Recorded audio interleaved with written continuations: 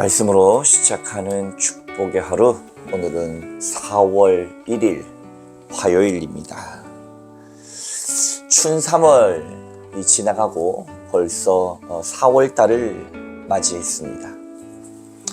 1년으로 계산했을 때 벌써 이렇게 1월부터 3월까지의 과정처럼 4번만 이렇게 더 지나면 2025년도 끝이 나지요. 세월이 쏜살 같다는 말이 실감이 납니다. 오늘 우리에게 주시는 하나님 말씀은 마태복음 10장 1절부터 16절까지 말씀을 함께 합독하겠습니다.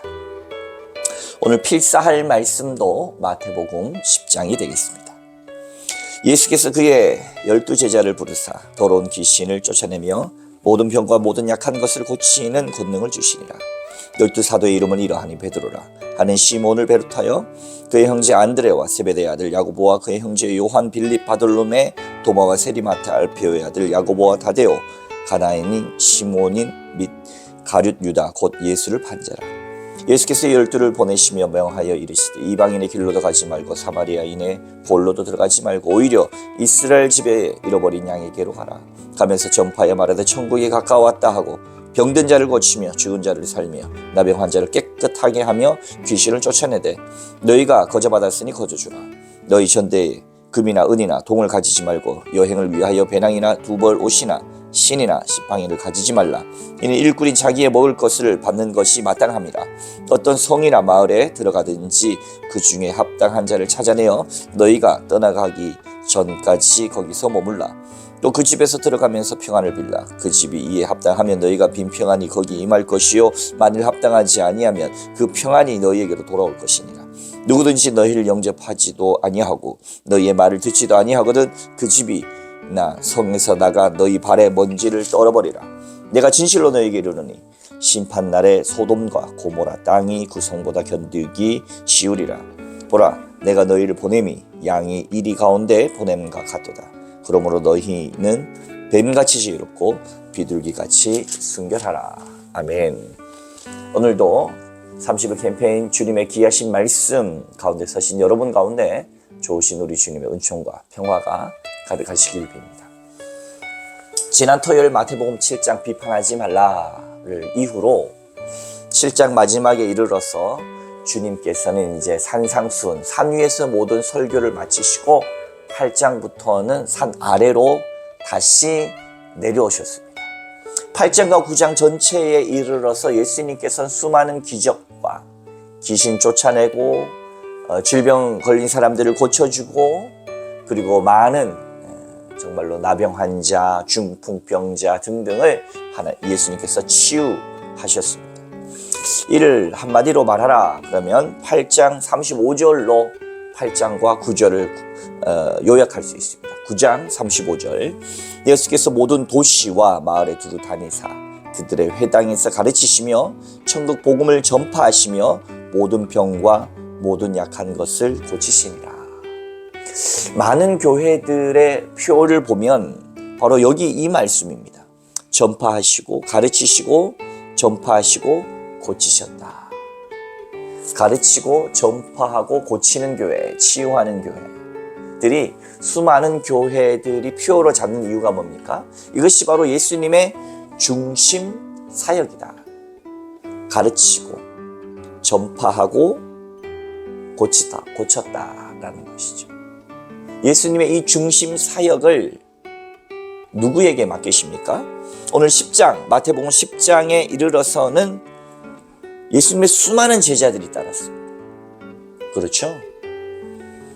귀신을 내쫓고 배고픈 이들을 먹이고 그리고 수많은 질병을 고치고 수많은 기적과 이적, 요한복음으로 지금 표적을 행하셨던 예수님의 진귀함과 신기함과 그리고 그 말씀 가운데 감동된 수많은 사람들이 이스라엘 온 백성들이 세례 요한을 쫓았듯이 이제 예수님께 열광하고 있는 그 중에 예수님께서는 12를 따로 제자로 세우셨습니다. 마가복음에서는 세우셨다, 마태복음에는 부르셨다. 오늘 1절 말씀. 예수께서 그의 12제자를 부르사 콜링, 소명을 주시는 겁니다. 더러운 귀신을 쫓아내며 모든 병과 모든 약한 것을 고치는 권능을 주시니라. 주께서 우리에게도 주신 줄로 믿으시기 바랍니다. 예수의 이름에 능력이 있습니다. 나사렛 예수 그리스도의 이름으로 우리가 전하고 가르치고 고치는 권세가 주님을 따르는 모든 제자들에게 임한 줄로 믿으시기 바랍니다. 그리고 12제자의 이름이 나오죠. 12제자의 이름과 더불어서 그들을 5절 이하에 파송하십니다. 파송하시면서 예수님이 하셨던 사역, 그것을 하시라라고 제자들에게 이야기하죠. 7절 이하. 가면서 전파하며 말하되 천국이 가까워 왔다 하고 병든 자를 고치며 죽은 자를 살리며 나병 환자를 깨끗하게 하며 귀신을 쫓아내되 너희가 거저 받았으니 거저 주라. 예수 그리스도를 통하여 권능을 거저 받았으니 거저 주라. 참 좋은 말 아닙니까? 지금 저희 교회는 사랑하는 집사님의 장례 절차 중에 있습니다. 장례 때마다 느끼는 거지만 지금 우리가 가지고 있는, 살고 있는 집과 먹을 양식과 입고 있는 옷들과 누리고 있는 세상의 모든 것들은 사실은 다 거저 받았다는 겁니다. 그러나 살면서 착각하죠. 내 이름으로, 내 명의로 된 모든 것들이 내 것인 양 착각하지만 마지막 때 하나님의 부르심을 받으면 다 내려놓고 돌아가야 하는 것이 인생이라고 하는 사실. 그걸 거저 받았으니 거저 주라 이야기하시면서 9절 이하에 예수님의 제자는 어떠해야 되는가?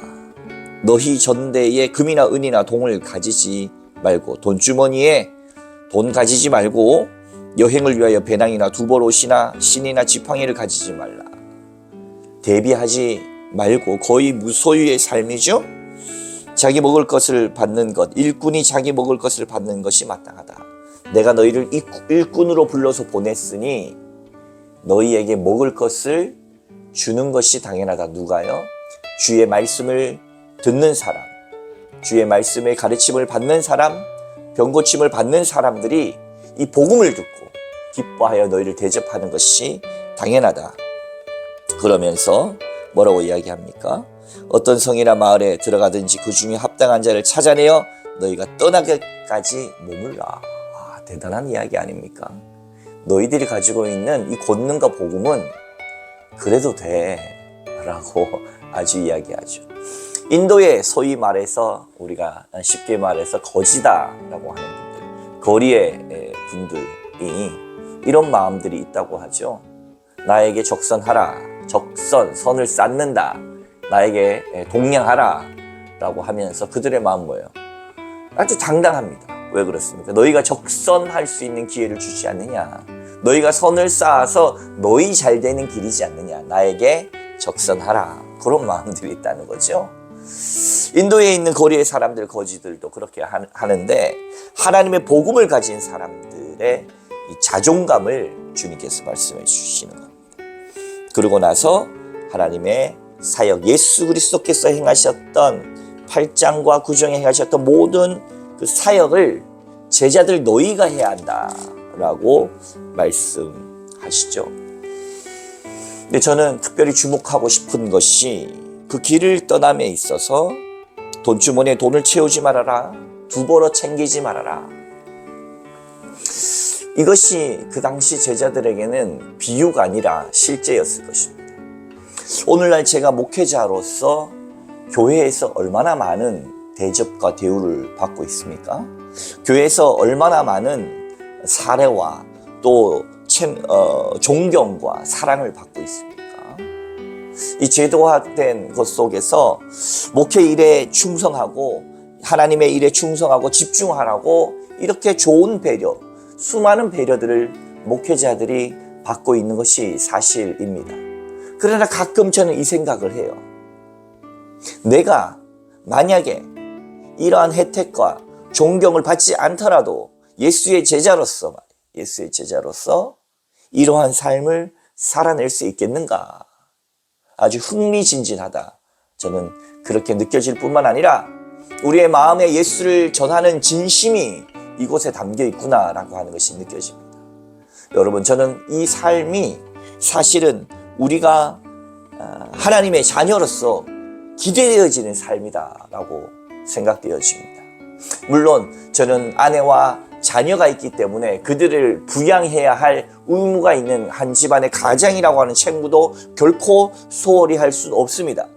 그러나 그것이 내가 최소한 나와 내 가족을 먹일 수 있는 하루에 3끼 밥 정도는 먹을 수 있는 상황이 된다면 제가 우리가 이러한 삶을 꿈꿔보는 것도 저는 굉장히 흥미진진하고 기대가 된다고 생각되어집니다. 왜 그렇습니까? 짜여진 각본에 의해서 움직이는 것이 아니라 만나게 하시는 사람, 정말로 하나님께서 하루하루의 삶들을 인도하심이 어느 때보다도 피부로 느껴지는 것이 바로 이러한 삶이다라고 생각되어집니다. 우리가 정말 우리 안에 참 진리와 복음이 있다면 이러한 자세와 마음을 가지고 날마다 우리가 때를 얻든지 못 얻든지 전해야 된다. 그런 복음을 그것을 받아들이고 잘 대접하는 사람이 있는가 하는 반면 무시하고 내쫓는 사람이 있겠죠. 거기에 대한 대처도 다 나와 있지 않습니까? 14절 누구든지 너희를 영접하지도 아니하고 너희 말을 듣지도 아니하거든 그 집이나 성에서 나가 너의 발의 먼지를 떨어버리라. 소돔과 고모라가 그보다 견디기 쉽겠다. 아주 그들을 향하여서 어떻게 대처해야 될지까지도 예수님은 제자들에게 아주 자세히 설명합니다. 제자로 부름받고 파송받는 일이 참 기대가 되고 가슴 벅찬 일이. 과거에 대학생들이 거지 전도라는 것도 하고 말이에요. 1달씩 2달씩 신학생들이 팀을 이뤄가지고 모두가 다 그런 것은 아니지만 사적으로 전국을 다니면서 이러한 삶을 살았던 아주 흥미진진한 이야기들을 많이 듣기도 했습니다. 우리 안에 그 복음의 열정이 있을까요? 낯선 사람을 만나면서도 복을 빌고 복음의 말씀을 전할 수 있는 그 열정들이 우리 안에서 늘 항상 있어지기를 빕니다. 그러면서 이야기하죠. 마지막 16절. 다고 보라 내가 너희를 보냄이 양을 이리 가운데 보냄과 같도다. 그러므로 너희는 뱀같이 지혜롭고 비둘기같이 순결하라. 그러면서 우리가 좁은 길, 고난의 길을 통하여서 하나님의 나라가 우리를 통해 이 땅 가운데 확장되어질 것이다. 채찍질 맞을 것이다. 어려움 당할 것이다. 그러나 염려하지 말라. 주 성령께서 너희와 함께 하실 것이다. 주님은 그렇게 우리에게 말씀하셨습니다. 왔다가 가는 인생 중에 예수의 제자로 부름받고 세워지고 예수의 제자로서 살다가 정말 이 땅 가운데 복음의 씨앗을 뿌리고 다시금 주님의 부름받는 이 복된 인생이 저와 여러분에게 또 가득하시기를 주님의 이름으로 축복합니다. 함께 기도하겠습니다.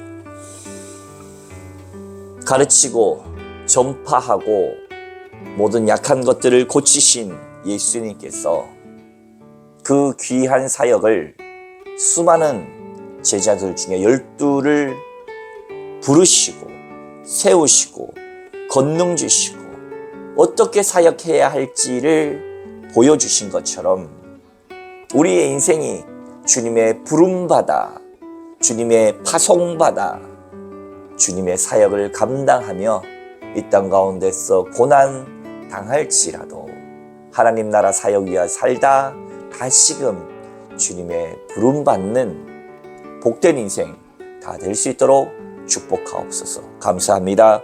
예수님 이름으로 기도하옵나이다. 아멘.